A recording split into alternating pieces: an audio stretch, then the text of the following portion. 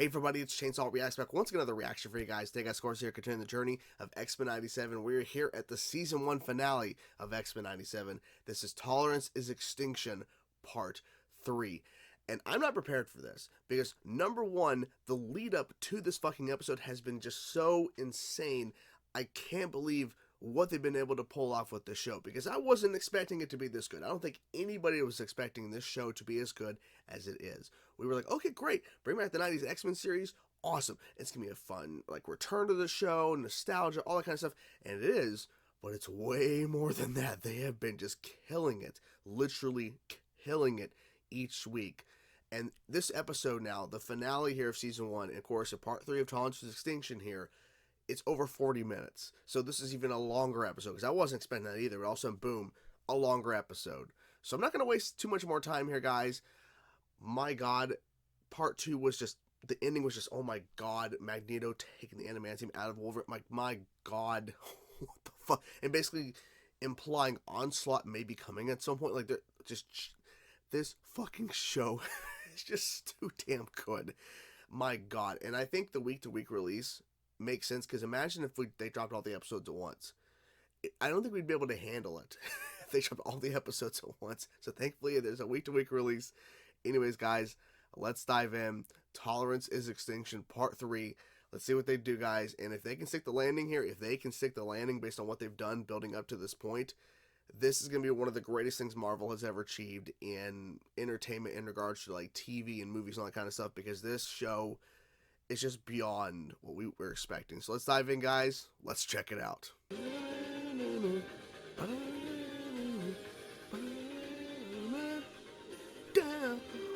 Would we be here helping the survivors if we cared about staying alive? These are tense times. Be mindful not to sound like you actually are a mutant. I were. Run and hide. This is what he found out? Mind reader. Likely can control them too. Metal. It bends to my will. Interesting. Where they first learned about their powers to each other. Help the world see all we share by being different. Alas, my new friend. In my experience, minds are far harder to bend. This is a violation. You Well, declared war against mankind. Turned my X-Men against each other. Too many have died, Magnus. But we both have the power to end it. Restore Earth's power, or I will hijack your mind and force you to do so. Then forgive me, Magnus.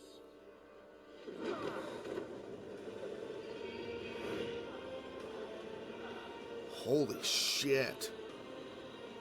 Dude, we're getting fucking Onslaught at some point. Holy fuck.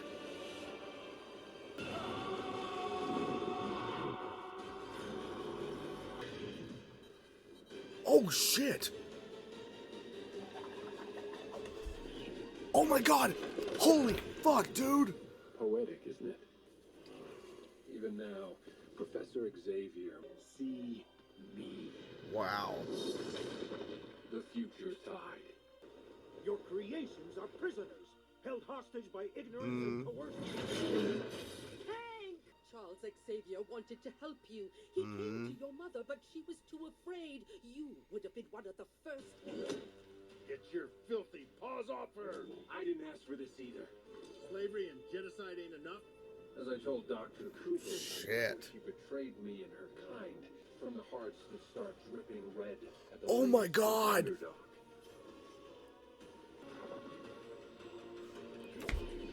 Dude, holy fucking shit! Oh! Extinction. But even worse. Oh my God! 200 times. Holy shit. How's your mommy, Sebastian? Time always tells. What is this? You promised this pup is my prize, Bastion. An example must be made. What? Maybe you two should have listened to what What? Tony's got to say about my mom. The Phoenix! The Phoenix! Oh! Hank was right. Oh my God, dude!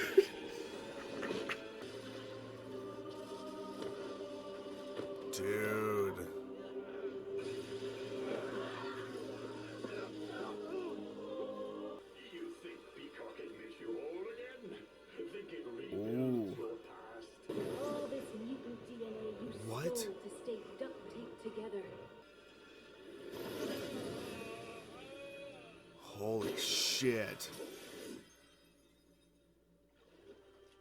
Oh my god. Looks the same to me. Yeah, this wasn't over, unfortunately. My sentinels and I were meant to save the future. Oh!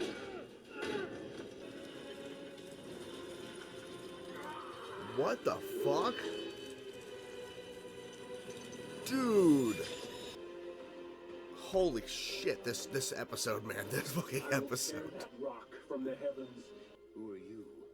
What? I'm What? teacher, You guys remember? here to help guide you from this place, but How did I get here? I can show you. I promise. You guys remember You must anything? trust me. Don't you dare break her heart. Be the best at what you do. Heal. Yes. My psychic attack shattered Magnus's psyche. Yeah. We must restore it before the pain consumes his mind. In order to save the world, we must not lose him. Professor! Bastion is the future incarnate. Dude, how the fuck are they gonna stop it? That's the question. How are they gonna do it? His name was Gambit. Remember it. Oh, shit. Oh, she's going for it. Oh, get the shit out of her. Get the shit out. Come on. Dude, she's not holding back. Wow.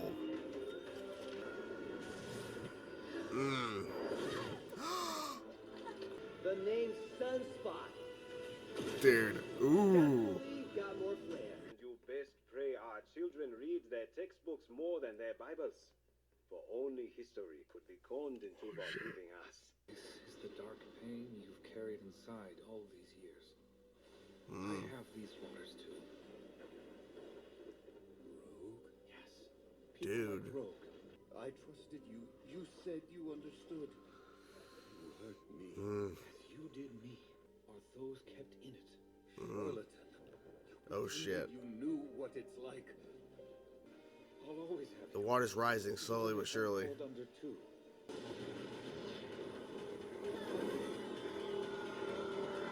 What the hell's he doing?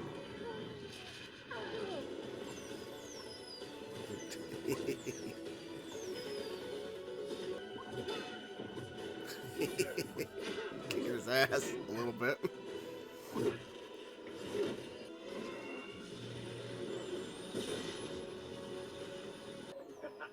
What will you do, child? Slay me with the 4th of July?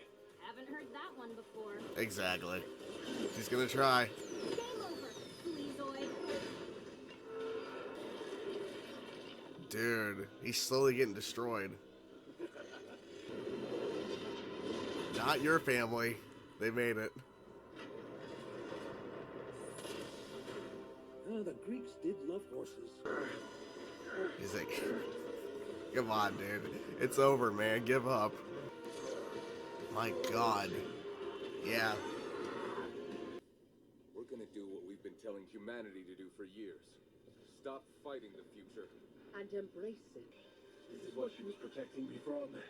I massacre you freaks and you're recruiting me? You're suicidal. Fella, we could say the same about you and this dying duck fit of yours. Miss Lillard. Miss Lillard. Okay. Pride and kids like us. Grab on! He's not going to.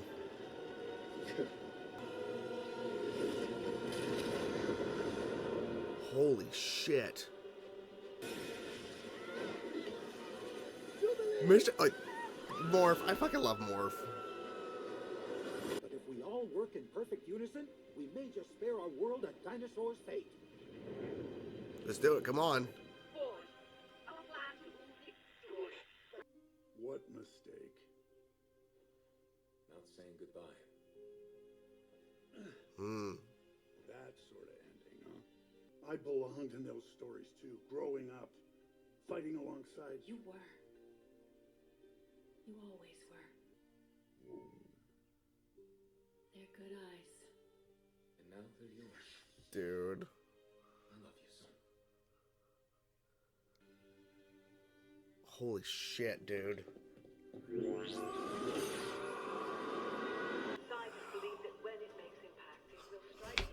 Oh my fucking god! You can't do that. You can't do that. Magnus, There's a lot going on in this episode. I keep forgetting this. Oh yeah, that's happening you were too. a boy when you lost your family. Oh shit.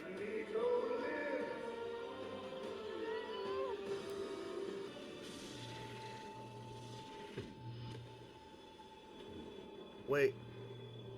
What just happened? 6 months after E-Day. And rumors 6 still months. swirl What about the fate. what? X-Men. Must be a damn fool walking in here like we're friends. Oh, we're friends, Daniel. Just not Bishop. Or the damn asteroid. Holy shit, dude. The X-Men are dead. Luckily, this ain't our first time at the X-Men are dead rodeo. Hank? Holy shit. Where are you? Oh shit. Oh my god. Scott, Okay, they're there too. Okay, in the past. Dude, the blue. It's fucking Apocalypse. No quarrel with you. Nathan. Come. Oh shit. What? My name is N. Sabanu. Holy fuck, dude, I knew it. I knew it. Oh my god, they know. Oh. Oh dear. Exactly. Oh dear. To be continued. So much pain, my children. So much death. Oh, fuck. Okay, Gambit's coming back. Yep. Yeah. Oh, fuck. This is one of the greatest things that Marvel has ever done. That I just can't believe what they pulled off in this episode. I am just... Wow. Because I'm sitting here going, there's no possible way they can keep making this better and more interesting and just more engaging as a viewer. And they keep managing to beat the expectations and to surpass what we're expecting or what we're thinking they're going to do. So many things happen. I don't even know if I'm able to cover everything because there's so many things that happen. I'm probably going to forget something or... Jesus. Okay. First of all, they stuck the fucking landing. They stuck the fucking landing. Now, the question is, where does the show go from here? I mean, literally, we're in a situation here where Apocalypse in the present and the past is involved with characters now, because Apocalypse in the present is wanting to bring Gambit back as Death, essentially. So much death. Like, why would you so specifically Apocalypse getting and showing a card from Gambit and referencing death? Like, why would you do that? We know what they're doing, or we have an idea of what we think they're doing. And then also in present day, you have Forge with Bishop. I'm trying to wake up. It's fucking 5:40 in the morning. Trying to wake up here. I've been up for over an hour. Bishop and Forge, they're on a hunt to go find the X-Men. They're not, I mean, I think Bishop may be able to find them, hopefully in some way capacity, but like they're all presumed missing or dead or off-world or something. Like there's a lot of shit going on there. We'll get to all the cameos in a minute because I am thinking about that. I'm like, holy shit, like all the stuff they did. You have a majority of them in the past within Sabanur, 3000 BC. So they're all the way back there before he becomes Apocalypse. So I don't know how this is going to tie into present day Apocalypse. And then in the future, Jean and Scott are there with a young Nathan, who is basically a little grown up, but he's not an adult yet. So they're both somehow stuck with him. So question is, what entity spread them across time? Because something took them out of Asteroid M and spread them across, specifically spread them across in two different timelines. At first, as I was getting ready for this review, I'm thinking Apocalypse did it because there's in Sabanur, but he was confused on why they're there in 3000 BC. And then Apocalypse is not even, I mean, unless Apocalypse was the one to send the X-Men away so he can kind of just control and do whatever he wants, maybe. But I'm thinking now, because I don't know, and I don't think I don't know.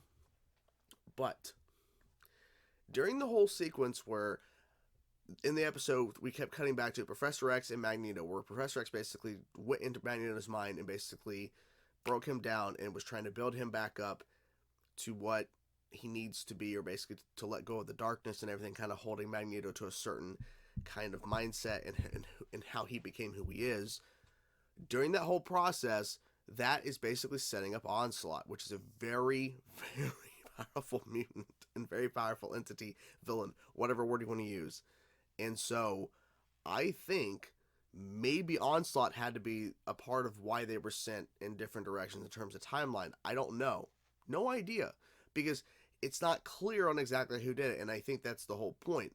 They're implying it's Apocalypse, but I'm thinking something more. I feel like the Onslaught shit is still going to be a thing, because the creation of Onslaught is when when Professor X goes into Magneto's mind, and the dark elements and the darkness of Magneto seeps into Professor X's mind, and then it kind of grows into its own entity, Onslaught. So I feel like that's still going to be a thing moving forward in the show, because literally Onslaught was created in the 90s in the comics. It makes perfect sense why Onslaught would be made and kind of created and built on and actually shown here in X-Men 97. So we'll see. But so they're spread across time.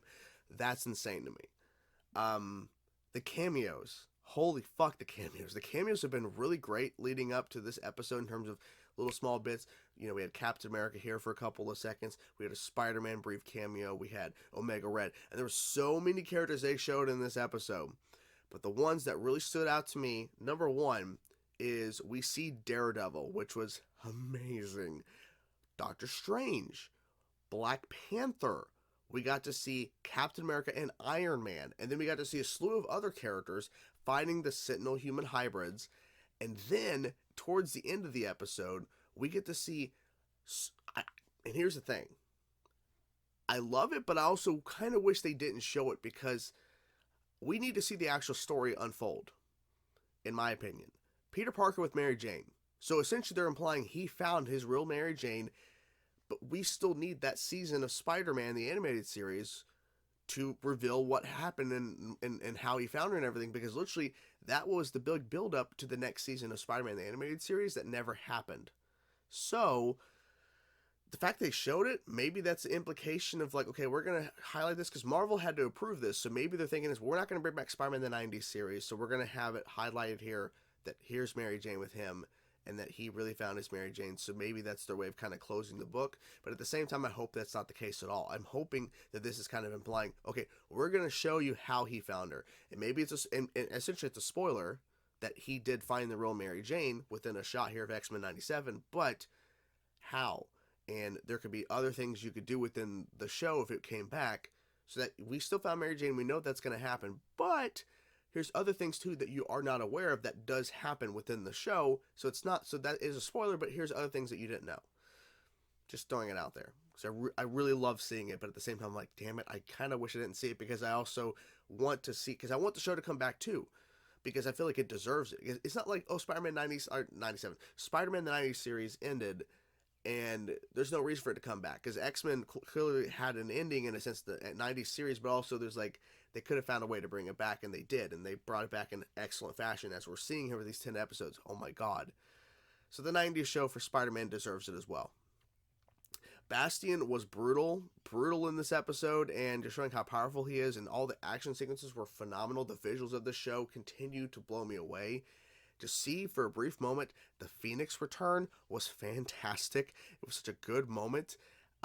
All the dialogue in these episodes, and especially here, has just been outstanding in terms of the actual character interactions, the character moments. I love when Rogue was first starting to fight Bastion. She says his name was Gambit, remember it, and just beating the holy living shit out of Bastion. Now, I kind of figured as much. This wasn't going to be the end-all, be-all, because clearly, you know, Bastion's not going to be taken down by Rogue, but Rogue literally, like, that shot where she slammed her hands together in his face, I mean, you see how his face all warped and shit? It was brutal, but also amazing at the same time to show how powerful and how she was not holding back at all against him. And also, too, before the Magneto Protocol was initiated by the president, like, they were planning on trying to talk Bastion down, which was surprising, because that's something that you would think, like, no, but, like, we're going to actually do what is probably a better solution, because if we just keep fighting, it's never going to be ending. Let's actually try to talk to Bastion, because maybe things could have been different, because even Storm was mentioning before she started getting choked out by Bastion that you could have been one of the first X-Men if you would have accepted, but see, your mother was human and she was scared, and they make mistakes. Interesting. And the whole thing about evolution and all this kind of stuff, and the human race, and how more and more humans are having babies and more of them are becoming mutants, kind of showing that mutants are the evolution, but it doesn't mean that humanity goes away completely. It's just, it's a part of you, but you become something more. But like, just extinction of everything. That was the kind of the Bastion's mindset towards the end there. I'm so curious to see how they're going to manage the show moving forward in regards to having Jean and Scott in the future with a young Nathan, having the majority of the X-Men thrown back into 3000 BC within Sabanor. What's Apocalypse's role in the present time in terms of Gambit and everything, and how that ties in, and Forge and Bishop. And I'm wondering too if this is going to lead way to, in present day, we're going to be introduced to, or kind of having more focus on, other characters, other mutants that maybe were kind of highlighted in this episode, because there was other characters they were highlighting, or maybe we're going to start seeing more of Marvel heroes kind of involved in the storyline moving forward, because the X-Men are presumed missing or dead. And so whenever we're cutting to present day, if there's some major threat going on like Apocalypse, we may need to have Daredevil and the Avengers and Doctor Strange. We may need these characters show up, because we don't have the X-Men here to stop Apocalypse in present day, because the X-Men are in 3000 BC, the majority of them, and then they're in the future. So I think that this may be leading to, we're going to be, X-Men 97, it maybe potentially could become more than what it already is in regards to the heroes they're kind of covering, because there's a lot of cameos, a lot of cool moments. But I think it's really cool to see the larger Marvel universe within the 97 revival show here. Everyone did a fantastic job. The animation's phenomenal, the writing is phenomenal, the voice acting is just, it's so fucking good. I cannot wait to see what they do next in terms of season 2, because we know they were working on it, and we're hoping we're going to get it sooner rather than later. They did some announcements yesterday in regards to shows upcoming, in terms of like Agatha All Along, and Ironheart, and I think Daredevil Born Again. Nothing about X-Men 97 or anything like that, so maybe X-Men 97 is not ready, so maybe X-Men 97 will be coming out this time next year, and if so, that's perfectly fine, because as long as we don't have to wait like 2 or 3 years, like Invincible Season 1 to Season 2, I'm perfectly fine, because they've been working on Season 2, they've actually recorded Season 2 a while back, so the show realistically should be coming relatively sooner rather than later. But they stuck the landing. They clearly stuck the landing here. There were so many things they did right. I just can't believe what they pulled off, and I cannot wait to see what they do next, guys. I hope you guys enjoyed the video. It sucks that the show is over in terms of this first season, but man, what a ride it has been, and it definitely was worth it. And I hated the fact that I had to wake up at 4-ish in the morning, whatever, going to bed early the night before to get up to cover the show before work. But it's been worth it, because the show fucking kills it. It just destroys. If this show was okay, it wouldn't be worth getting up for. It wouldn't be. But I know each morning when I wake up at 4-ish in the morning or whatever, going to bed at 8:30 at night the night before, getting up early as hell, I know I'm going to get a good episode. I know I'm going to get something amazing. And I did. And I cannot wait to see what happens next in Season 2. Hope you guys enjoyed the video. I'm curious to know your thoughts, guys. What you thought overall about X-Men 97. Phenomenal run. Phenomenal first season. I cannot wait to see what Season 2 beholds and gives to us. Let me know your thoughts in the comments below. Your thoughts about this episode and overall X-Men 97. Hope you guys enjoyed the video. I will talk to you guys soon. Peace out.